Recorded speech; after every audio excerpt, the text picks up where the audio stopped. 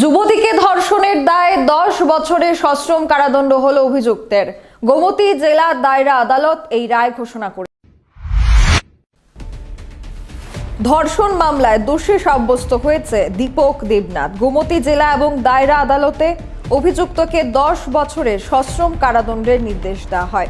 ধর্ষণের মতো পাশবিক এবং অত্যাচারের শিকার হওয়া ধর্ষিতার আজ ন্যায় হলো। যুবতীকে ধর্ষণের দায়ে 10 বছরের জেল হলো অভিযুক্ত দীপক দেবনাথের। এই নিয়ে আইনজীবী কি বলছেন সংবাদ মাধ্যমের সামনে।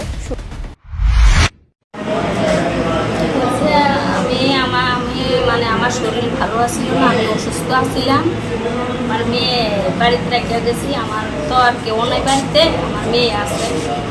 এখন আমার মেয়ে বাড়িতে রেখে ডাক্তারের কাছে গেছি এবং ডাক্তারতে আইতে আইতে আমার দুটো বাঁচল। আমার মেয়ে কিন্তু আবার বিকলাঙ্গ।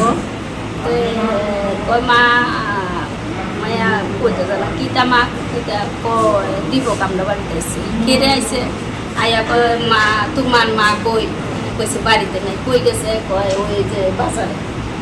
আমরা ঘরের সাইডে দিয়ে একটা সিপা রাস্তা আছে, এখান দিয়ে আসে আইয়া আমার হাতে দুইটা টাইম না ঘরের পেছনে নিচে নিয়ে আমার প্যান্ট খুলছে, খুললে আমার খারাপ কাজ করছে।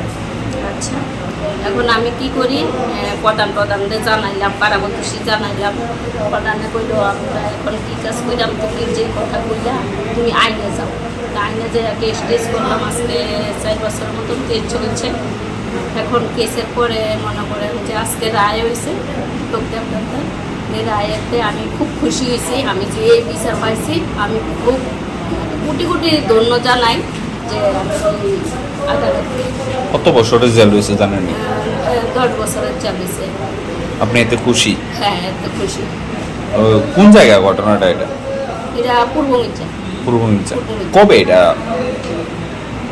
আজকে 4 বছর হয়ে গেছে। ও সের নাম কি আপনার মেয়েকে যে দর্শন করেছিল? তার নাম হচ্ছে দীপক দেবনাথ। বাড়ির পাশে আপনাদের রিলেটিভ? হ্যাঁ, একবারে এক লগেই বাড়ি। মামলাটার রায় উদয়পুর মাননীয় এডিশনাল সেশন জাজ কোর্টে প্রদান করা হয়েছে। এই মামলার নাম্বার হচ্ছে Kakraban PS case number 53 of 2020। ঘটনাটা হয়েছিল গত 16/6/2020-এ কাকরাবন থানার অন্তর্গত পূর্ব মির্জার বাদীর কন্যা একা বাড়িতে ছিল, তার মা বাবা বাড়িতে ছিল না। এখানে যে ভিকটিম ও একটা ফিজিক্যালি চ্যালেঞ্জ মেয়ে, যার বয়স 18 বছর এবং সে কথা বলতে পারে না। এই অবস্থায় যখন তার মা বাবা সেদিন বাড়িতে ছিল না, বিবাদী দীপক দেবনাথ পাশের নিজের এলাকারই লোক, সে বাদীর বাড়িতে ঢুকে বাদিনীর কন্যাকে বলপূর্বক তার ঘরের পেছনে নিয়ে ধর্ষণ করেছিল। এই অভিযোগ পেয়ে এই অভিযোগের পক্ষে বাদী কাকরাবন থানায় মামলা করেছিল। মামলায় এখানে তদন্তকারী অফিসার ছিলেন মাধবী দেববর্মা। মামলাটা তদন্ত করে আদালতে চার্জশিট প্রদান করেছেন। আদালতে চার্জশিট প্রদান করার পরে বাদী পক্ষের প্রসিকিউশন সাইড 15 জনের সাক্ষ্যবাক্য আদালতে প্রদান করেছিল। প্রদান করার পরে দীর্ঘ শুনানির পরে আদালত বিবাদী দীপক দেবনাথকে আজকের দিনে সেন্টেন্স দিয়েছে, তার পানিশমেন্ট ঘোষণা করেছে।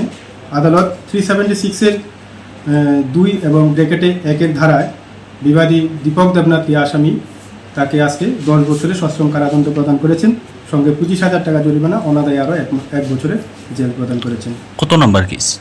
মামলার নাম্বার হচ্ছে Kakraban PS case number 53 of 2020 এবং আদালত এটার নাম্বার হয়েছে ST 6 অফ 2021।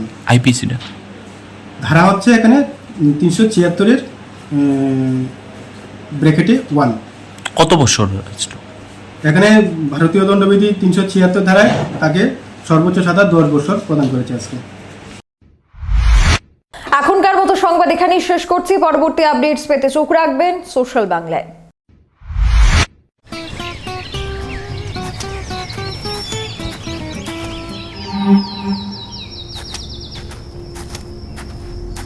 এই তুমি দ্বিজেন্দার মেয়ে না? শুনলাম তুমি নাকি বিদেশ থেকে ইঞ্জিনিয়ারিং পড়ে এসছো। তা তোমাদের সঙ্গে যে প্রতারণা হচ্ছে সেটা বুঝতে পারছে না? আঙ্কেল কিছু বুঝতে পারলাম না, কি বলছেন? সেদিন তোমাদের বাড়ির সামনে দিয়ে আসছিলাম, তোমাদের বাড়ির কাজ ধরেছো, তা কেমন হয়েছে দেখতে গিয়ে দেখলাম। শুধু তাই নয়, যাদের দিয়ে কাজ করাচ্ছ তারা সিমেন্টটাও এক্সপায়ারি ব্যবহার করছে। আর এইভাবে যদি কাজ চলতে থাকে দেখবে তোমাদের বাড়ি 2 বছরের মধ্যে ভেঙে পড়বে। তাহলে আজকে আমি বাবার সাথে কথা বলছি, তোমার ফোন নাম্বারটা দাও। লিখে নাও। আরে রঞ্জন, মেয়ের কাছ থেকে তো সবই শুনলাম, কিন্তু আমি তো কাজটা ধরে ফেলেছি। হ্যাঁ, এখন কি করব, কোথায় যাব, কিছুই তো বুঝতে পারছি না। কেন? ড্রিম কনস্ট্রাকশন আছে তো, গত 5 বছর ধরে ত্রিপুরার সব বড় বড় কাজ ওরাই করছে। আর ডিজেন্দা বাকিদের মতো ওরা শুধু নিজের লাভের কথাই চিন্তা করে না। আমি ঠিকানা দিচ্ছি, তুমি আজই ওদের সঙ্গে যোগাযোগ করো। ওকে ওকে ওকে ওকে